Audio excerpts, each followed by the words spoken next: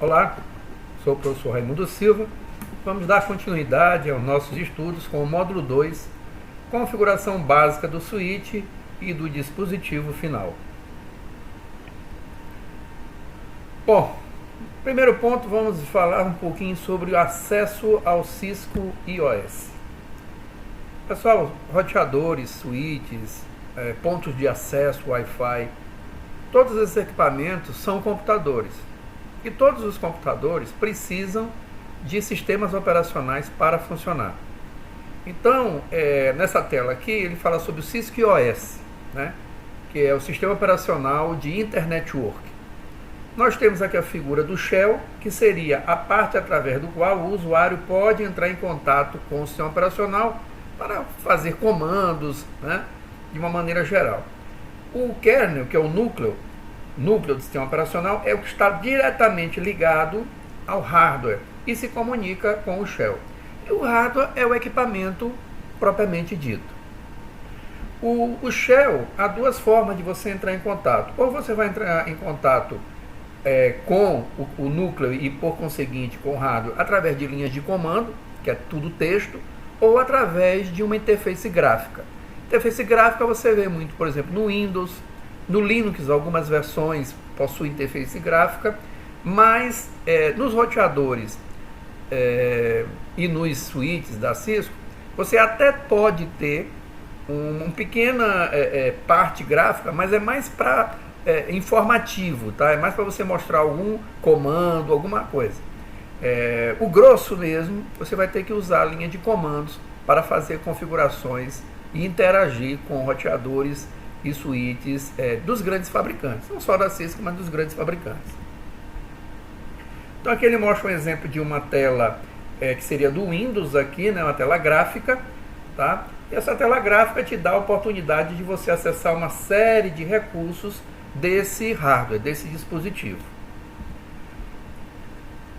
Aqui ele faz uma comparação entre uma tela gráfica e o uso de linhas de comando.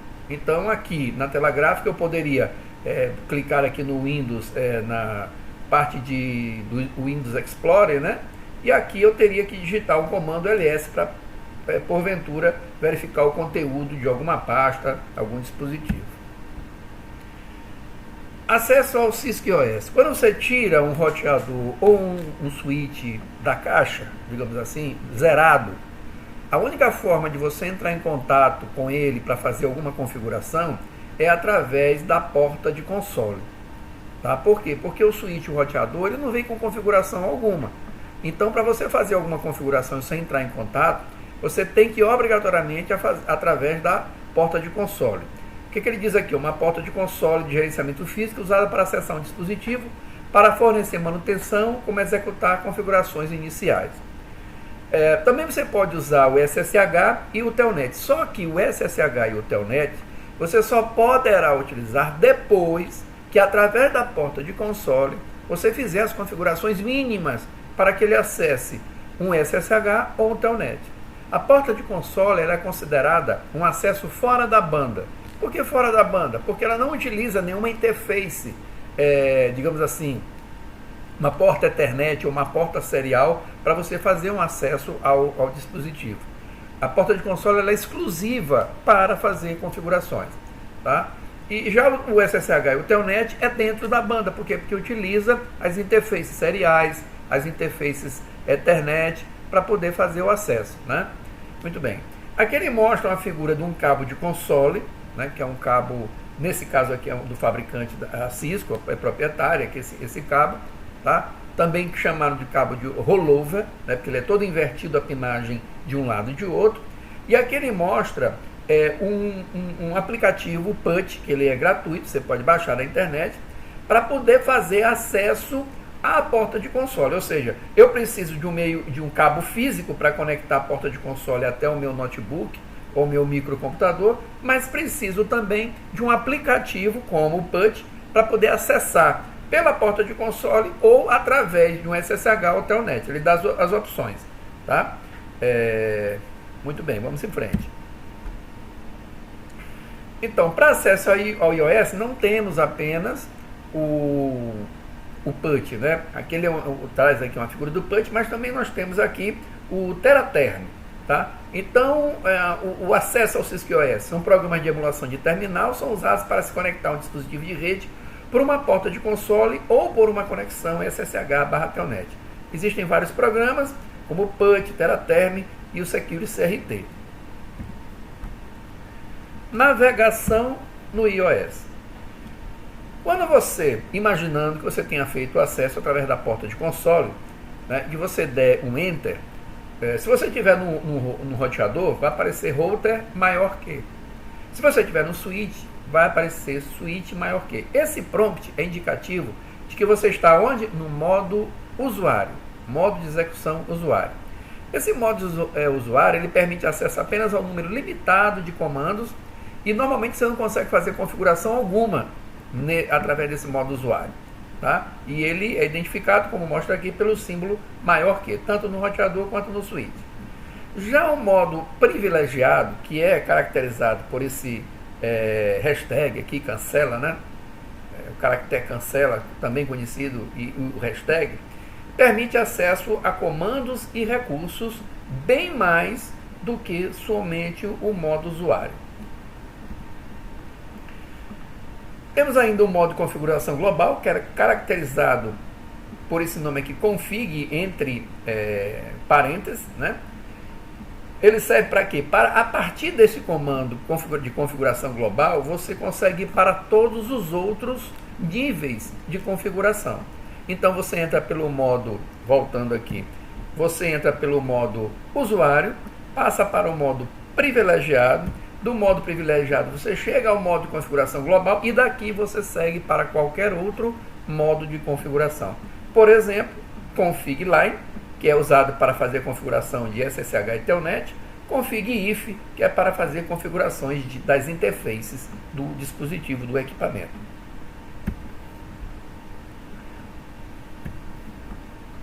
Bom, e como é que eu mudo, como é que eu passo de um modo usuário privilegiado, etc e tal? Bom, você está aqui no modo usuário, para passar para o modo privilegiado, você precisa dar esse comando aqui, que é o comando enable. Tá? Você estando aqui, tanto no switch quanto no roteador, você dando o comando enable, você passa do modo usuário para privilegiado. Vai mudar aqui esse prompt. Né? E aí também você tem a opção de você avançar, digamos assim, no nível de configuração. Você passaria agora para o modo de configuração global. Qual comando você precisaria fazer?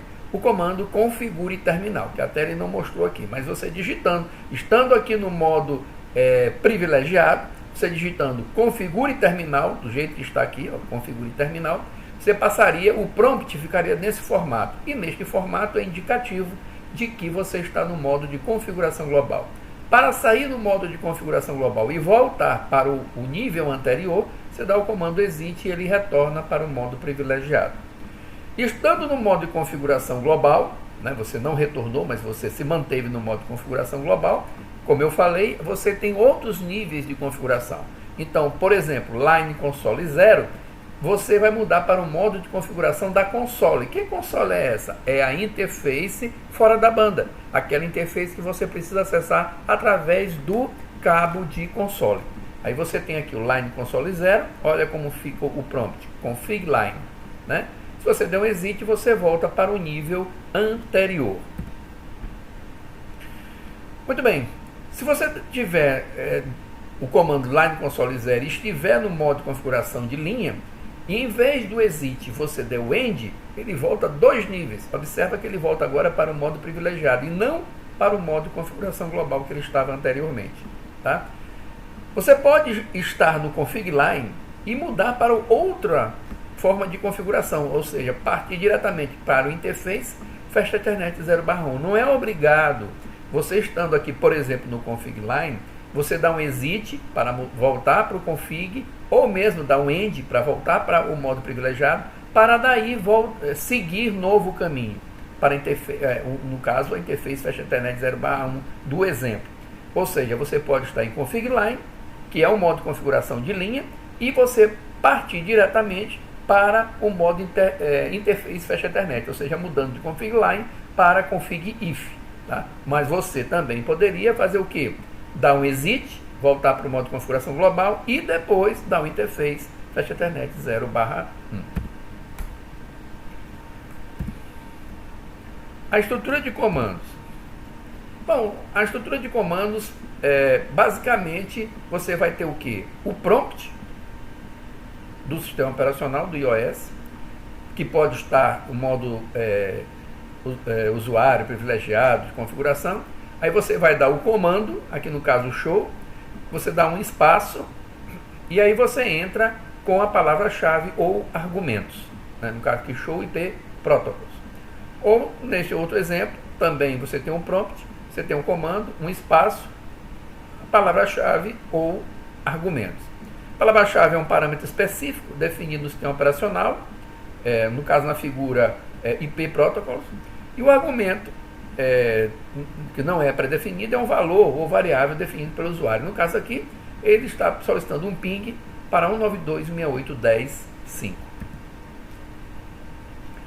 Aqui ele mostra aqui algumas estruturas de comandos, né? O comando pode exigir um ou mais agrupamentos para determinar as palavras-chave e os argumentos necessários para o comando. Aí consulte aqui a sintaxe. Então, isso aqui é uma forma de padronizar a sintaxe como ela vai ser mostrada. O negrito, o texto em negrito indica comandos e palavra-chave. O itálico indica argumentos quais você fornece valores, né? Colchetes indica o elemento opcional, né? Chaves indica o elemento necessário. Chaves e linhas verticais entre colchetes indicam uma escolha obrigatória. Então, são padrões na sintaxe do comando. Tá? Sintaxe dos comandos iOS. Então, nós temos aqui o exemplo ping. Né? Ping e o endereço IP, IP address. Então, um exemplo aqui que ele traz seria o ping 10.10.10.10.5. Outro exemplo que ele traz é o traceroute, também com o IP address. Então, se o comando é complexo, com vários argumentos, você pode vê-lo representado desta forma. Então, aqui, por exemplo, switch port, port security, mostrando as opções que você pode optar, né, para digitar o comando corretamente. Então, esse aqui seria um comando mais complexo, e aqui nós teríamos dois exemplos de comandos bem simples. Né?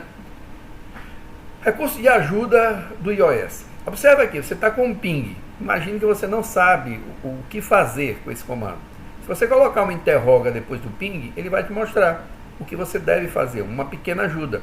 Tá? Você deve colocar uma palavra aqui no caso, que vai ser o endereço do destino ou um hostname. Se for hostname, vai ter que ter um DHCP, vai ter que ter um DNS para resolver esse nome. Se for o IP, ele vai fazer diretamente.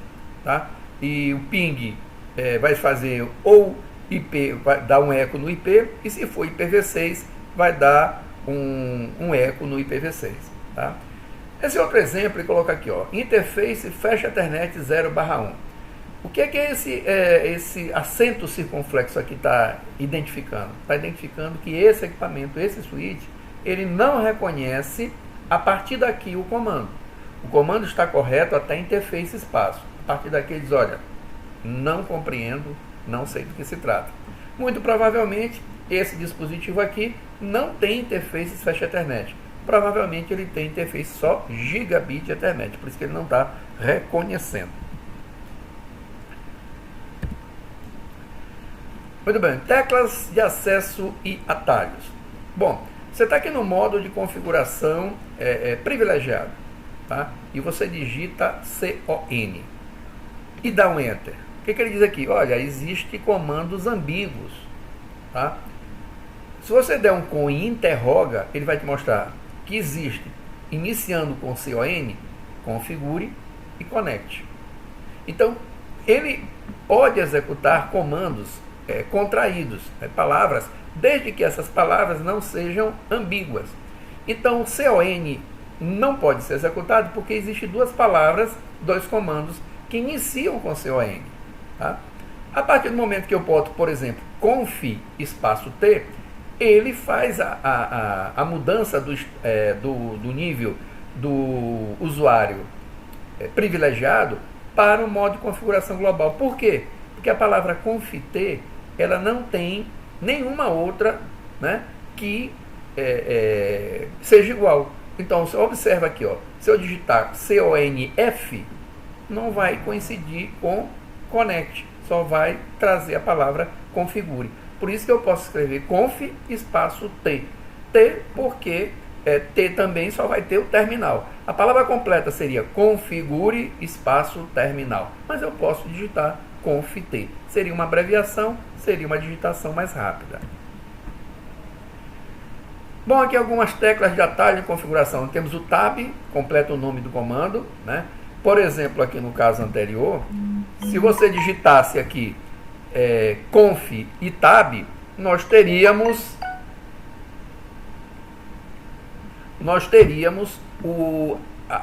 completar a palavra. Seria, por exemplo, conf e tab ficaria configure. Backspace apaga o caractere esquerda. Seta para a esquerda ou Ctrl B, move o cursor um caractere para a esquerda. Seta para a direita ou Ctrl F, move o cursor um caractere para a direita. Seta para cima ou Ctrl P, relembra os comandos do buffer histórico. Mais algumas informações aqui. Quando uma saída de comando produz mais texto que pode ser exibido, vai mostrar no terminal um prompt com esta palavra. Então vai ficar lá no final. Se você der qualquer tecla, ela vai avançar linha a linha. Se você digitar o backspace, ele vai avançar em outra tela.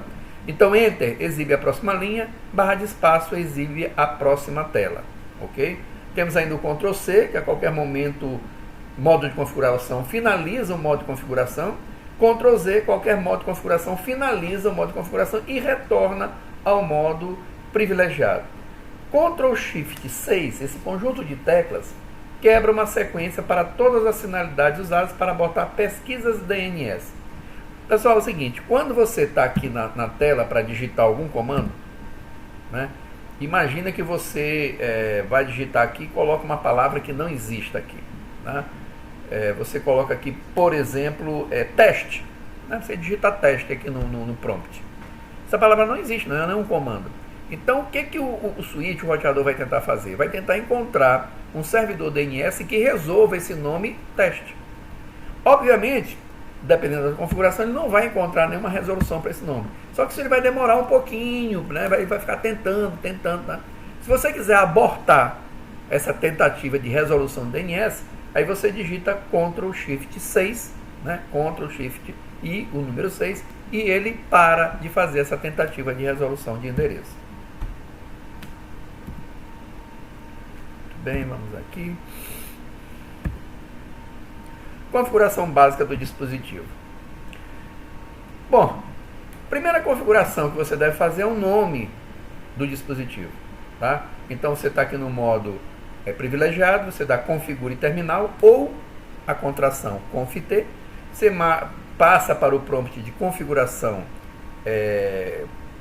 global. E aí você entra com o comando hostname, aqui no caso swflower1. O que acontece aqui? É interessante que você coloque um nome que ele seja o mnemônico daquele equipamento. Se você tem um dispositivo, tranquilo, mas se você tem 100, 200, 1000 equipamentos, é interessante que você tenha uma regra para nomear esses equipamentos. Aqui no caso, ele está dizendo um mnemônico, suíte do primeiro andar. Então isso lembra a tua topologia, lembra o local onde esse suíte se encontra. Observa que imediatamente o nome que estava aqui, que é switch, que é o padrão de fábrica, é alterado para SW, né, que você colocou. No caso, para retornar o switch ao prompt padrão, use o comando no hostname. Na verdade, a maioria dos comandos Cisco, quando você quer desfazer ou negar, você coloca o no na frente do comando, ok? Uso de senhas fracas ou facilmente adivinhadas é uma preocupação de segurança. Então, todos os dispositivos de rede devem limitar o acesso administrativo, protegendo o modo privilegiado, o modo usuário, o modo telnet, SSH. Então, as diretrizes de uma senha. Ele aconselha fortemente que as senhas tenham mais de 8 caracteres. Usar a combinação de letras maiúsculas e minúsculas, números, caracteres especiais e sequências numéricas. Evite usar a mesma senha para todos os dispositivos. Não use palavras comuns, pois é fácil adivinhá-las. Entretanto, neste curso e nos laboratórios, nós usaremos senhas fáceis. tipo Cisco, Class ou coisa do gênero, para facilitar os laboratórios. Entretanto, na prática, você não deve usar esses níveis de senha. Muito bem, então aqui ele vai fazer uma configuração, já está aqui com o nome do host. Novamente configure terminal ou conft. Estando no modo configuração global, ele entra no line com console 0, que também podia ser line com espaço 0. O que ele vai configurar aqui? Ele vai configurar uma senha para o acesso de console, né? Ou seja, quando a pessoa colocar um cabo de console na porta de console e colocar um hiperterminal ou colocar um PUT como aplicativo no notebook para acessar, ele vai pedir usuário e senha, né? Na verdade vai pedir senha, nesse caso aqui apenas. Então ele está entrando com password Cisco e login e dá um end para sair do modo configuração line direto para o modo privilegiado. Então aqui, como é que você coloca uma senha na porta de console? Password Cisco, login. Password Cisco é a senha, né, que ele já explicou anteriormente, que não deve ser utilizada em produção uma senha tão simples. Password Cisco e login é para ativar, porque se você só coloca o password Cisco, não vai ficar valendo de nada. Você tem que ativar para que seja solicitado a senha quando tentar entrar pela porta de console. Novamente aqui configure terminal, né?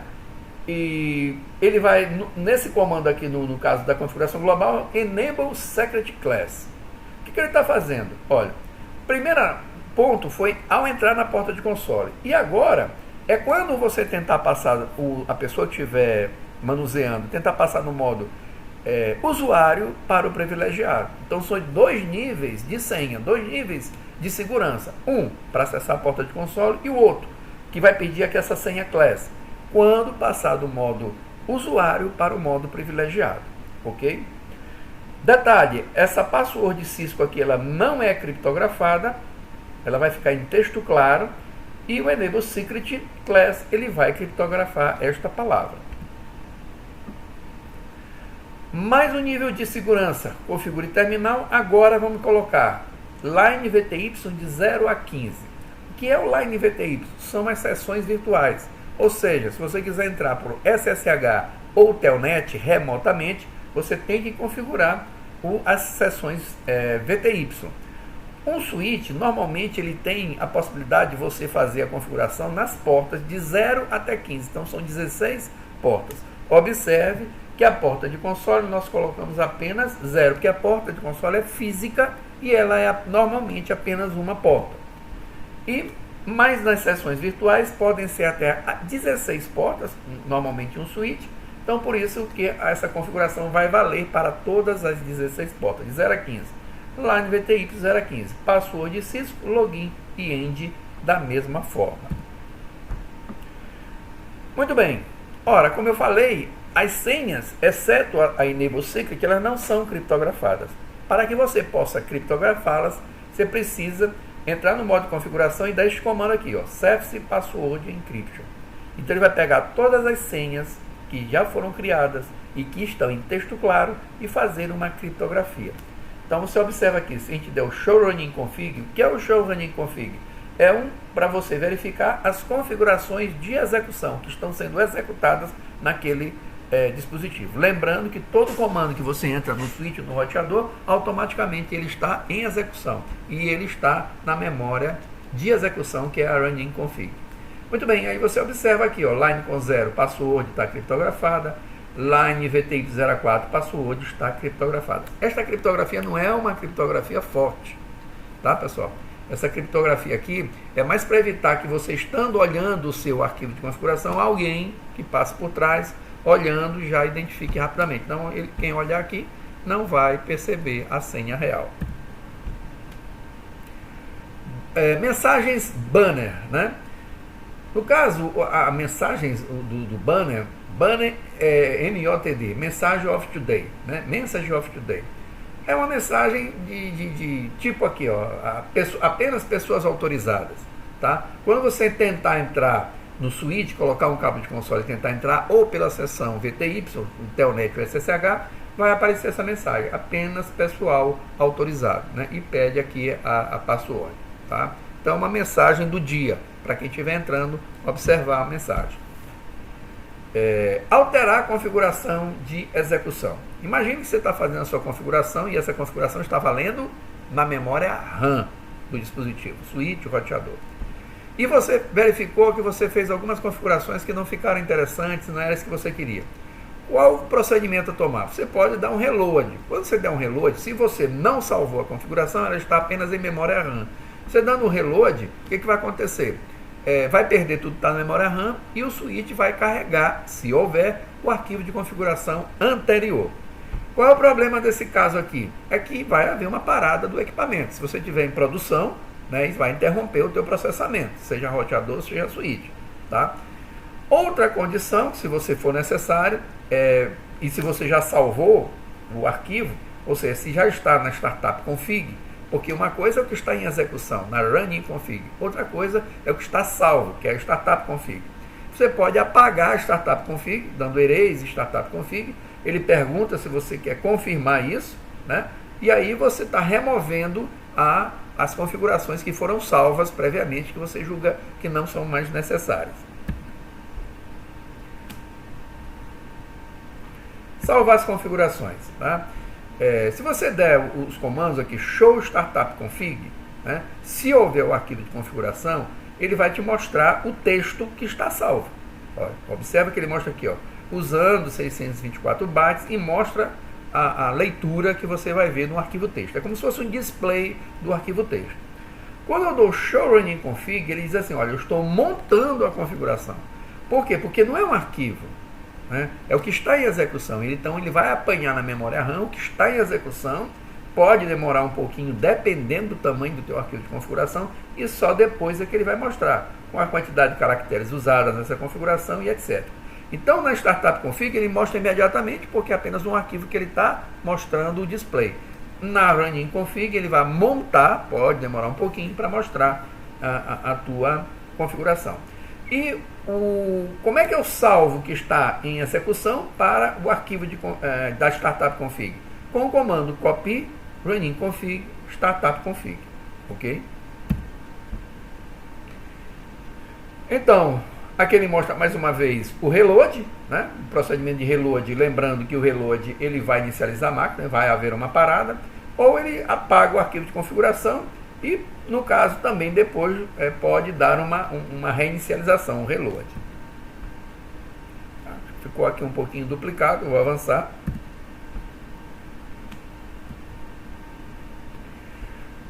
Capturar a configuração em um arquivo texto. Imagine que você tem uma configuração, fez toda a configuração do seu dispositivo e que você quer salvar a sua configuração fora do roteador, fora do switch. Uma das formas de você fazer é, por exemplo, usando o PUT, você vir aqui na configuração e você salvar as sessões, né? Salvando as sessões, ele pede em que arquivo que você vai salvar. Você tem o browser aqui, você escolhe o local onde você quer salvar e o nome do arquivo que você quer salvar, tá? E manda abrir essa conexão, por exemplo, pela porta de console, se for o caso. Depois que você fizer isso, você pode dar um show running config. Ele vai te mostrar as configurações, ele está montando e vai mostrar, mas ao mesmo tempo ele está salvando naquele arquivo, né, um arquivo texto que você mandou salvar. Ou seja, o que estiver mostrando na tela do PUT, ele vai salvar naquele arquivo. Depois que você terminar de mostrar as configurações serem mostradas na tela e também ser salva, você pode fechar, voltar à situação anterior, né, e dar um finalizado ao open aqui. Ou seja, voltando aqui à tela, aqui você diz que você quer salvar as informações de todas as sessões e você diz qual é o arquivo.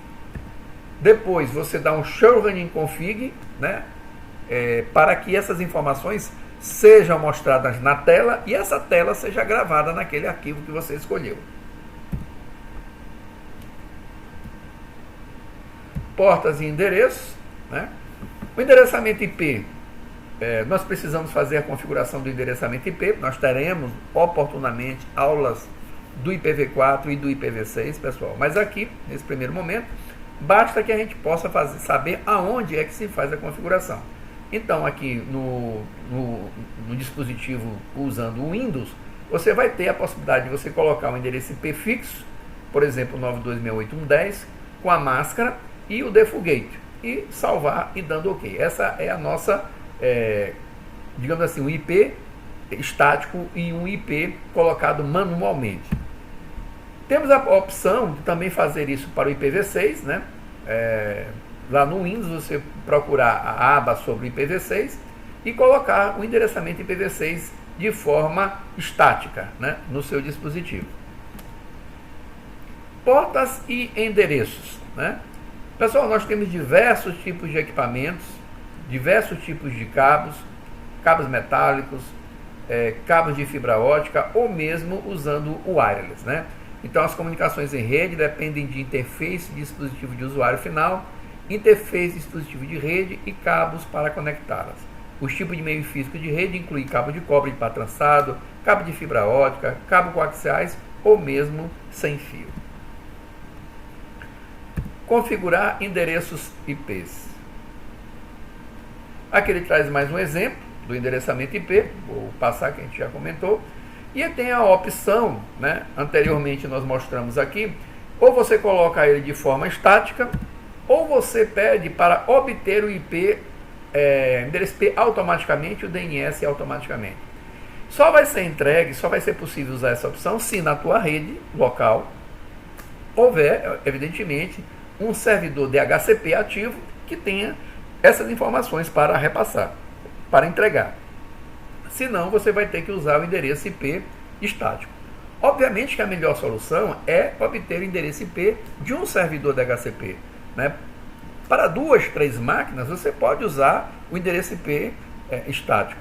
Mas para 200, 300, 500 máquinas, se torna bastante difícil você estar usando manualmente, estaticamente. O ideal é que você possa ter um servidor DHCP na tua rede para entregar esses endereços. Muito bem, switch virtual, né? Interface virtual. Pessoal, um switch camada 2 não precisa de configuração de IP para que ele faça o papel dele de encaminhar quadros. O encaminhamento de quadros não precisa de configuração de IP no switch. Mas aqui ele está fazendo essa configuração. Configure terminal, né? Passando o modo privilegiado para a configuração global e entrando na interface VLAN 1, que é uma interface virtual. E colocando o endereço, neste caso, IP áureos 9268.1.20, com a máscara 255.255.255.0 e dando no shutdown para levantar a interface. E por que ele está fazendo isso? Se o switch não precisa desse endereçamento IP para encaminhar quadros. Ele precisa desse endereço para ser acessado de forma remota. Porque se eu não tenho esse endereço aqui configurado numa interface virtual, toda vez que eu precisar fazer alguma manutenção no switch, eu tenho que ir até o switch com o cabo de console fisicamente ao lado do switch para fazer a configuração. Ao passo que se estiver devidamente configurado, com o endereço IP, remotamente da onde eu estiver, desde que esteja evidentemente roteamento e links até o switch, eu consigo fazer a configuração. Então esse switch, estando, por exemplo, numa cidade outra que não a que eu estiver no momento presente, eu posso acessar a configuração dele remotamente através de SSH ou Telnet, obviamente desde que esteja configurado o IP e os comandos de SSH ou Telnet. Verificar a conectividade, tá? E aqui nós encerramos este nosso módulo 2. Até um outro momento.